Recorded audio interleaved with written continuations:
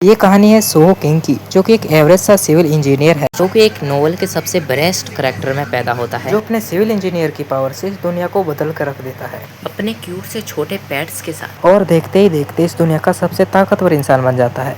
अपने main character का नाम है किम सोहो, जिसे इस दुनिया में लॉयड फेंटेरा कहते हैं, जो एक नॉर्मल सा सिविल इंजीनियर है, जो अपने असिस्टेंट जेवियर के साथ इस पूरी दुनिया को बदलने वाला है, जिसका सिर्फ एक ही मकसद है, इस पूरी जमीन को कैसे पैसों में बदले। तो कहानी शुरू होती है एक गांव से।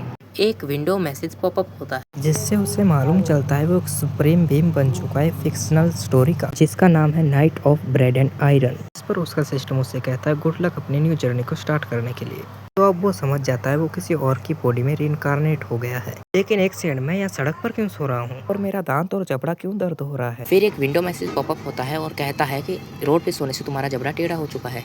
वो कहता है ये मुझे पहले से ही पता है, लेकिन ये मैसेजेस बार बार क्यों आ रहे हैं। और वो सोचता है कि वो इस कहानी का कौन सा करैक्टर बना है। तभी उसे पीछे से एक आवाज आती है, मास्टर लॉयड, जिसे देखने पर हमें पता चलता है कि इसका नाम है जेवियर, जो इस नोवेल का मेन करैक्टर होता है, जो कि एक नॉर्मल सा नाइट है, लेकिन आगे चल के स्टोरी के साथ बहुत ही खतरनाक सॉर्टमैन बन जाता है। इसका मतलब मैं हूँ लॉयड फेंटेरा, जो इस कहानी का सबसे बेकार करैक्टर होता है। ये तो एक बुरे सपने जैसा है। और वो दोनों अपने घर वापस आ जाते हैं। जेवियर कहता है तुम पूरा दिन शराब पी रहे थे और उसके बाद तुमने दुकान का सारा फर्नीचर भी तोड़ दिया। तुम्हारे पिता ने मुझे भेजा क्योंकि वो अपने बदमाश बेटे के लिए चिंतित थे। वो ये नहीं चाहते कि उनका बदमाश बेटा कहीं मर जाए। लॉयड जमीन को छूकर समझता है कि ये तो बहुत ही ज्यादा ठंडी है, यहाँ पर सोना मुमकिन ही नहीं नामुमकिन है। जेवियर के जाने से पहले लॉयड उसको रोककर पूछता है क्या हमारा परिवार बहुत ही ज्यादा कर्जे में डूबा हुआ है। और जेवियर सोचता है ये उसके लिए कोई नई बात नहीं, और वो दरवाजा बंद करके चला जाता है। लेकिन लॉयड को ये पूछना जरूरी नहीं था, क्योंकि उसे इस नोवेल के बारे में पहले से ही पता है। उसने कल रात में ही इस नोवेल के आखिरी चैप्टर को इस वीडियो में देखा था, और उसको पता था आगे क्या होने वाला है। बैरन और बैरनेस दोनों अपनी जान दे देते हैं जब वो अपनी पूरी संपत्ति खो देते हैं, और लॉयड शराब पी पी कर खून की उल्टी करके मर जाता है।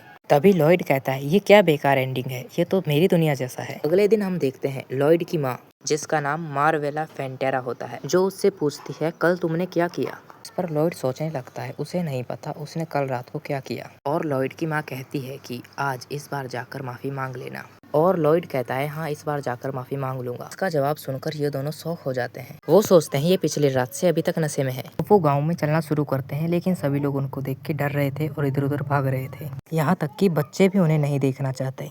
और उसका सिस्टम उसे कहता है कि पूरे गांव वाले उससे परेशान थे, उसे जल्द से जल्द अपनी इमेज को अच्छी करने की जरूरत है। और क्योंकि वो बैरन का बेटा है, तो उसके पास एक ऐसी पॉसिबिलिटी है कि वो अपनी जिंदगी को आराम से काट सके। वो देखता है कि उसके पास कुछ स्किल्स है जो कि बदमाशी और परेशानी है। वो कहता है कि ये कैसा मजाक है।